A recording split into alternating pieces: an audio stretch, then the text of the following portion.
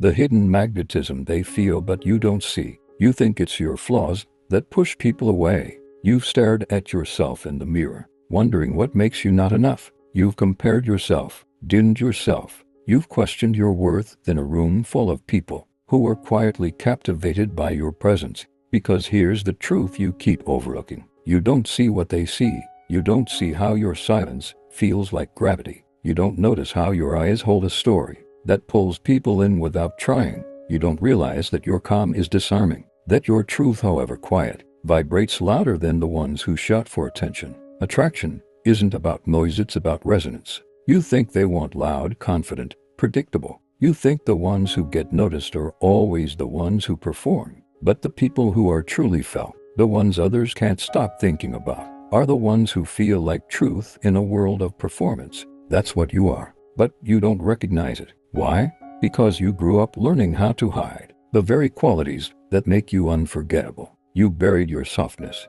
You tempered your insight. You downplayed your sensitivity. And in doing so, you mistook your most magnetic traits for weaknesses. They feel something real even if they don't understand it. You've been in situations where someone seemed drawn to you, but couldn't explain why. They lingered in conversation. They asked questions they didn't ask anyone else. They stared a little longer. They got nervous around you. They wanted your approval subtly, but noticeably. And maybe they pulled away, confused by their own feelings. Or maybe they kept coming back, not knowing why they couldn't let you go. That's because your presence activates something deeper, not superficial lust, not ego validation, but resonance. You mirror something forgotten inside of them, a kind of wholeness, a kind of honesty, a kind of safety they don't even know they've been craving. What you don't see but they do. They see the way you pause before speaking. They feel how you listen, not just to words, but to energy. They notice how grounded you are, even when you're unsure. They feel your sincerity, your emotional precision. They may not consciously know what it is, but they feel it, and that feeling stays with them long after the moment passes. You've spent your whole life thinking you weren't seen, but the truth, you were never meant to be seen like everyone else. You were meant to be felt. Carl Jung would call it unconscious recognition. People meet and awaken something buried in each other. Yon, what they respond to in you isn't always logical. It's psychological. They sense that you carry something raw, something unfiltered, something that doesn't wear a mask. That's rare, and it's terrifying for people who are still performing their way through life. The paradox: why you overlook your power. You overlook it because you're used to being unseen. You overlook it because what makes you special was never mirrored back to you growing up. You learned to downplay your intuition.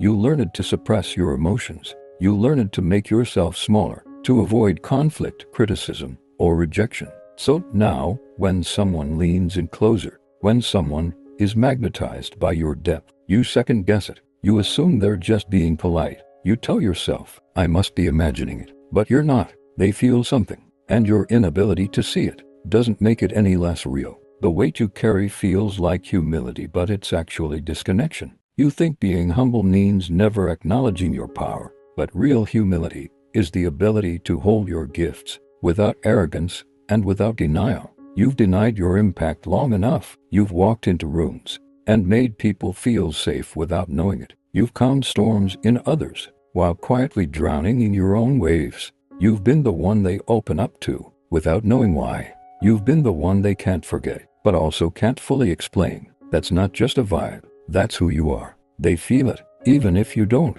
You are the calm inside their chaos, the mirror they didn't expect to find. Why you keep dismissing your own impact. They see your power. They feel your depth. They sense the peace in your presence, even when you don't say a word. But what do you see? You see someone who isn't loud enough, pretty enough, confident enough, put together enough. You walk around carrying a quiet genius, but you've been trained to see it as irrelevance, because somewhere in your life, you were taught not to believe your own reflection. Psychological conditioning, why you shrink yourself. You didn't wake up one day and decide to underestimate yourself. You were conditioned by your environment, by your family, by a world that rewards performance over authenticity. If your emotions were dismissed, if your intelligence was ignored, if your intuition was mocked, if your truth was punished, then you learn it quietly and deeply. My real self is not acceptable. So, you built a version of yourself that wouldn't get rejected. And the more you perfected that false self, the more disconnected you became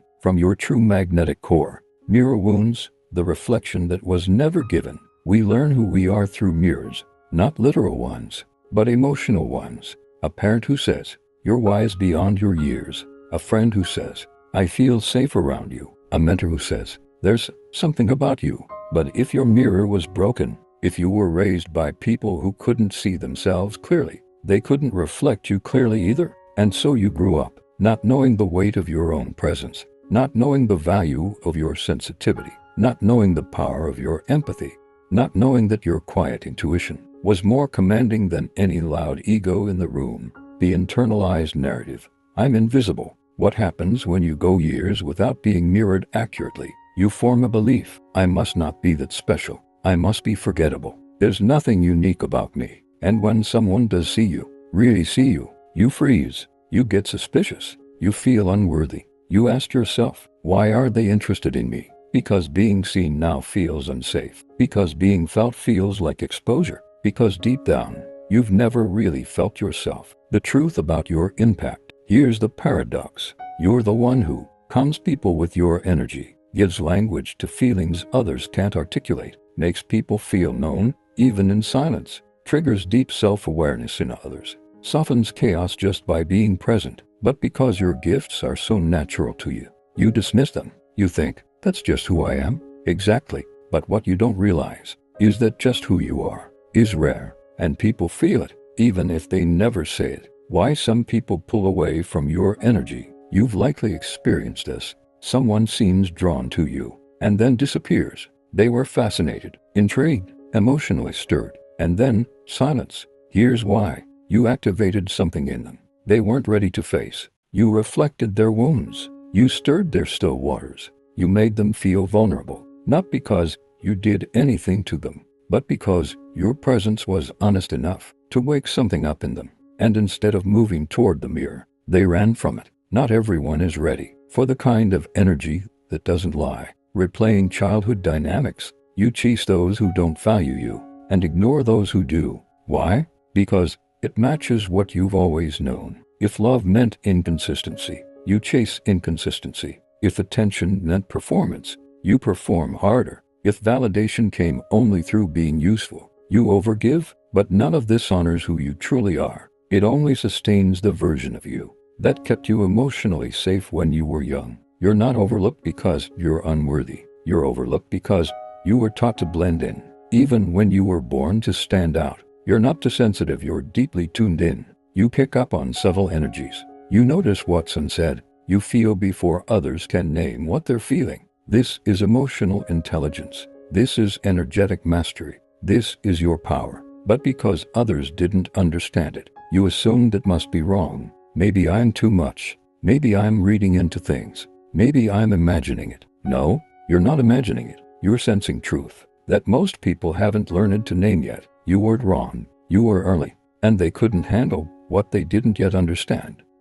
What happens when you finally start believing it? There comes a moment, quiet, internal, and irreversible, when something shifts. You no longer walk into rooms looking for permission to exist. You don't measure your worth by how easy you are to love or how loud you can be. You stop chasing comfort in the eyes of people who couldn't even meet their own. You begin to understand, not just in your head but in your bones. I was never hard to love. I was just around people who didn't know how to receive me. And in that moment, everything changes. Your energy becomes unmistakable. You speak with fewer words, but people listen more. You make decisions without over-explaining. You smile less to appease and more to align. You no longer tolerate energy that contradicts your peace, not because you're cold, but because you've tasted what life feels like when you are fully in your own presence. And once you've had that, there's no going back. Psychological realignment. The mind follows the truth. When you start believing in your own impact, your brain rewires itself. Old neural loops of self-doubt get interrupted. Thoughts like, "They're probably not that into me," become, "If they can't see me, they're not for me." Thoughts like, "I'm too sensitive," become, "I'm beautifully attuned." Thoughts like, "I don't want to come across as arrogant," become, "Why would I apologize for being whole?" This shift doesn't make you arrogant. It makes you aligned. There's a difference. Arrogance seeks superiority. Alignment doesn't seek at all. It simply stands. The reactions begin to shift. Here's what's wild. When you believe in your own gravity, others feel it more strongly too. You'll start noticing. People make more space for you in conversations. They ask for your thoughts. They reflect back language you once whispered only to yourself. They respect your boundaries without resistance. And some will be confused. Some will say, "You've changed," but what they really mean is, "You stopped needing my validation to feel valuable." And that can feel threatening to those who benefited from your smallness. They still feel it, but now they have to rise to meet it. When you begin owning your presence, you stop making it easy for people to half love you. You stop being the emotional translator, the over-explainer, the fixer. You stop managing everyone's reactions to keep the peace. And now, they have two options: rise to meet you, or fall away. And both are sacred. You're no longer available for relationships that thrive on your self-doubt, only for those that honor your self-trust. Your relationships evolve or end. This part is painful, but necessary. People who were magnetized to your light because you didn't know how to protect it will fall away. When you finally do, they weren't in love with your soul. They were in love with your silence. They needed you to not know your value, so they could feel like the hero. But now that you do, you become the mirror they can no longer control. You become a catalyst. People don't just like you, they remember you. You stay in their psyche, not because you tried to be unforgettable, but because you were fully yourself. You become the conversation they replay, the text they don't send, the person they didn't know they needed, until they realized, "I've never felt that safe around anyone before." You stir something in others, because you are no longer diluted, and in a world of filters, your rawness becomes revolutionary. You begin to trust the flow. You no longer feel desperate for attention. You don't chase people to make them understand. You don't shrink just to keep things calm. You're not playing the game anymore, because now you trust the law of resonance. What matches me will find me. What doesn't will fall away. And when people come close now, they're not reacting to your performance. They're responding to your truth. When you finally believe in who you are, the world starts treating you accordingly, because energy doesn't lie, but neither does alignment. Wholeness is the new attraction. You just had to remember it. You've always had something they couldn't quite name, something unshakable, something timeless, something magnetic. But because you didn't see it, you couldn't trust it. And because you didn't trust it, they questioned it too. But now, you've returned to it. You've remembered. And suddenly, everything makes sense. Attraction was never about what you added. It was never about saying the right thing, looking the right way, acting cool, being clever. They didn't fall for your performance. They fell for your presence. And it's not the version of you you tried to perfect that draws them in now. It's the version of you who doesn't need to be understood to feel whole. Carl Jung's final mirror. The self is the source. The privilege of a lifetime is to become who you truly are. Carl Jung, you no longer seek love through self-erasure. You don't try to be the version of yourself that keeps others comfortable. You've outgrown that. Now you love without losing yourself. You connect without contorting. You show up without a script. That's power. That's magnetism.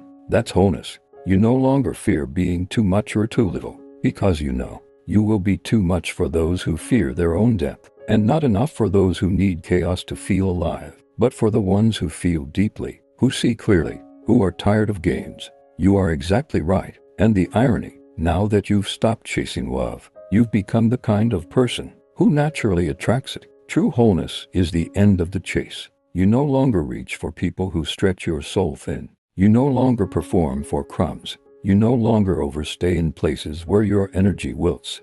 You trust your own frequency, and that self-trust, it creates a gravitational pull. Now, you don't fall into love. You rise in it, on your terms, in your timing, with people who see the full spectrum of you, and don't flinch. This is what they can't resist. It's not your looks, not your charm, not your intellect. It's your clarity, your emotional honesty, your unfiltered essence. The fact that you've done the work to love your shadow, and you don't expect anyone else to fix it. You've integrated the parts of you that once felt unworthy, and now your energy speaks before you do. And what it says is, "I know who I am. You're welcome to meet me here." but I won't shrink to reach you. The ones who see it will rise to meet it. Not everyone will stay, but the ones who do, they won't just be attracted to you, they'll be aligned with you. They won't need you to tone it down. They'll ask for more. They won't be threatened by your stillness. They'll feel safe in it. They won't mistake your depth for danger. They'll dive in with you, because now, you don't just get love, you embody it, you radiate it, you become it. Final integration. This was never about them. It was never about being irresistible to others. It was about becoming undeniable to yourself. And now that you see your own worth, you no longer need others to validate it. You give yourself the love you used to beg for. You sit with your own silence and feel seen in it. You walk into the world, no longer asking for a mirror, because you've become one. They didn't fall in love with your performance. They fell for the soul you forgot to believe in. Now that you remember, everything is different. If this helps you remember who you are, comment, "I've returned to myself." Let others know they're not alone. Like, share, and subscribe for more Carl Jung-inspired psychology and emotional healing. This isn't a trend. This is a return to truth.